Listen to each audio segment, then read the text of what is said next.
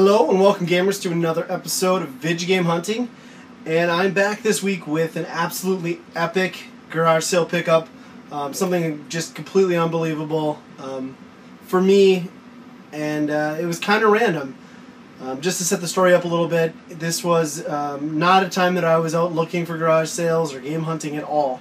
I'm lucky enough that with my job I have a company laptop. I have the flexibility to work from home, basically when I want. And it was a Friday, so of course I'm going to be working from home rather than driving into the office. Who wouldn't? And I'd gone out for lunch, and I was coming back to my place, my house, and a couple blocks from my house was a garage sale. It's about 1 p.m. in the afternoon. They were just setting up, and I just decided to pop in, just check it out. And as I got up to it, I see video game stuff right off the bat, retro stuff, some modern stuff, games, and I'm looking around and I'm seeing consoles, and I'm just going nuts. I'm basically a kid in a candy store just digging through everything, having a fucking nerdgasm, really.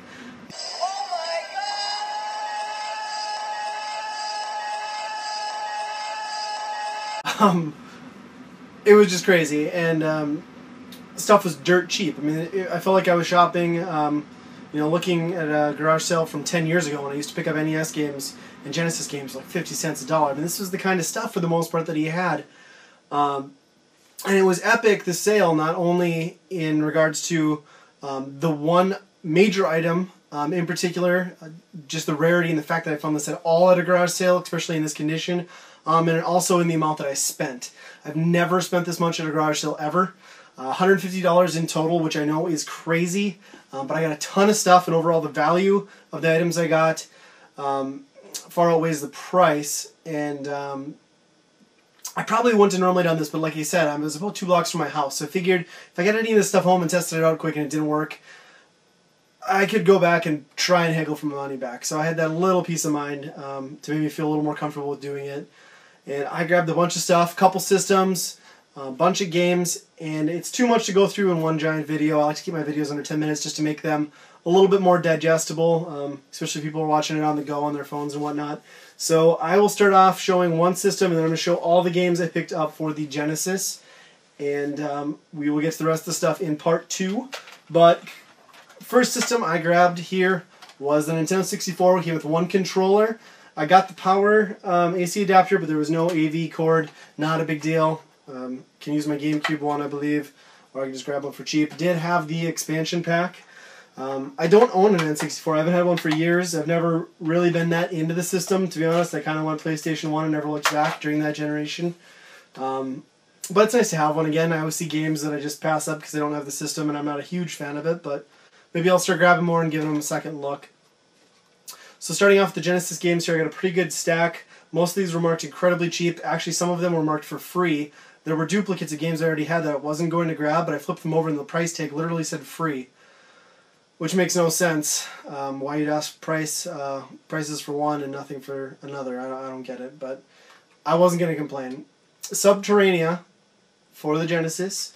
Interesting shooter. Got some gravity mechanics. Great Genesis game here. This is Vector Man, which I always felt like was the Sega's answer to Donkey Kong Land in terms of, or Donkey Kong Country, I guess, in terms of graphics. I mean, I really felt like that was their answer to that game from the Super Nintendo, and it's a great looking game. I always enjoyed it. Sonic Classics. This was a later repackaging. It's got 3 Sonic games. You would expect 1, 2, and 3, but it's actually Sonic 1, 2, and then Dr. Robotnik's Mean Bean Machine, I believe. Another fantastic Genesis game was also on the SNES. This is Earthworm Jim. Great shooter. It was such a big game, I remember when I was a kid. Great, great game. An early Genesis release here. This is Last Battle, which has got just atrocious cover art. The guy's wearing jeans that look like they're frickin' painted on, yet he's able to high kick a sword out of a guy's hand. I'm assuming his testicle shattered, and he had to go and buy new jeans subsequently because of that. And next up we have Superman, or The Death and Return of Superman, I guess, which I played a bit of, hadn't played it before. It's kind of a subpar brawler. Streets of Rage wannabe, but much, much crappier. The Lion King for Genesis. These are all Genesis, I guess I can stop saying Genesis. Hard Drivin', the arcade game. It's a port I was always terrible at that arcade game. I remember as a kid it was just much too realistic for me to comprehend for some reason, and I just flew off the track and ended my race. But next up is Aladdin.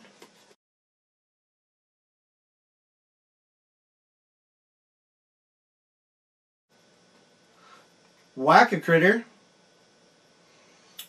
which is basically just whack-a-mole. And if you look at the cartridge, this is made by a company called Realtek. That cartridge is not at all the standard size for Genesis. It's very bizarre looking. And then I have Justice League Task Force, which is a fighting game. And last up for loose games for the Genesis, I have not one but 2 copies of Streets of Rage 2. One is the not for resale version, the other is just the standard. For some reason, one of those is priced as free, the other one had a sticker with the price tag of 50 cents, I believe, which makes no sense because they both work. All these games work, actually. I've tested them all.